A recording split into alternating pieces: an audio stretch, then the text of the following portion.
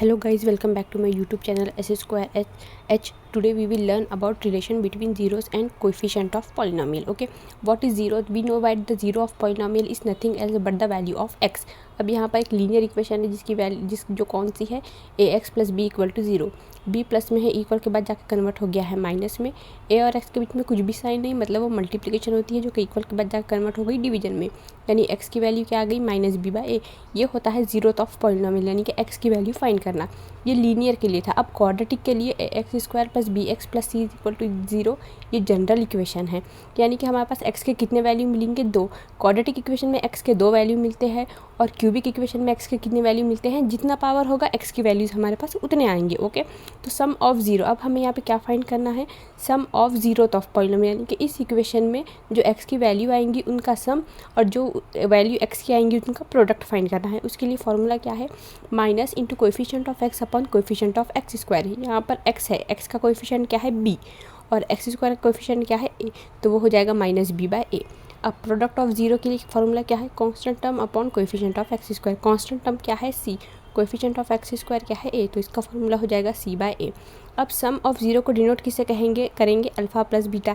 ये Greek letters है. Okay, तो इनको डिनोट किससे कर रहे हैं? Alpha plus beta is equal to minus B by A. ये सम ऑफ जीरो है और प्रोडक्ट ऑफ जीरो क्या है? Alpha into beta.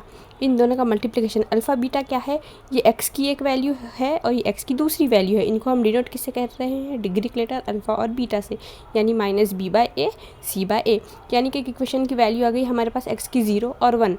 तो ज़ीरो हो जाएगा अल्फ़ा और वन हो जाएगा बीटा. इनका एडिशन करेंगे हम तो जो भी वैल्यू आएगी वो हमारा सम होगा, और मल्टीप्लिकेशन करेंगे तो जो भी वैल्यू आएगी हमारी वो होगा इनका प्रोडक्ट. अब हमारे पास अल्फ़ा प्लस बीटा और अल्फ़ा बीटा की वैल्यू आने पर हम जो इक्वेशन बनाते हैं वो कैसे बनाते हैं देखिए. हमारे पास इक्वेशन क्या है? A X square plus B x plus C is equal to zero. अब हम इस इक्वेशन को ए से डिवाइड करेंगे. A X square plus B x plus C is equal to zero divided by A upon A cancel. B by A plus C by A. B by A किसकी value है? Alpha plus beta की, लेकिन यहाँ पर minus है तो ये minus यहाँ कन्वर्ट कर देंगे. तो minus alpha plus beta X. C by A किसकी वैल्यू है? अल्फ़ा बीटा की, plus alpha beta is equal to zero. तो यानी कि हमारे पास एक्स के यानी कि जीरोथ ऑफ पॉलिनोमियल की जब हमारे पास वैल्यू आ जाती है तो हम इसको इक्वेशन में कैसे डिनोट करते हैं? X square plus minus into alpha plus beta x plus alpha beta equal to zero. यानी कि एक्स की वैल्यूज़ का सम और एक्स की वैल्यूज़ का प्रोडक्ट दोनों को यूज़ करके हम इक्वेशन बनाते हैं.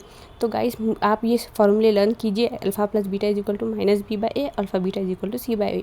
ठीक है, हम यहाँ पर स्टॉप करते हैं. गाइस प्लीज़ मेरे चैनल को लाइक शेयर और सब्सक्राइब कीजिए ताकि हम नए नए वीडियोज़ लाते रहें. Okay, thank you.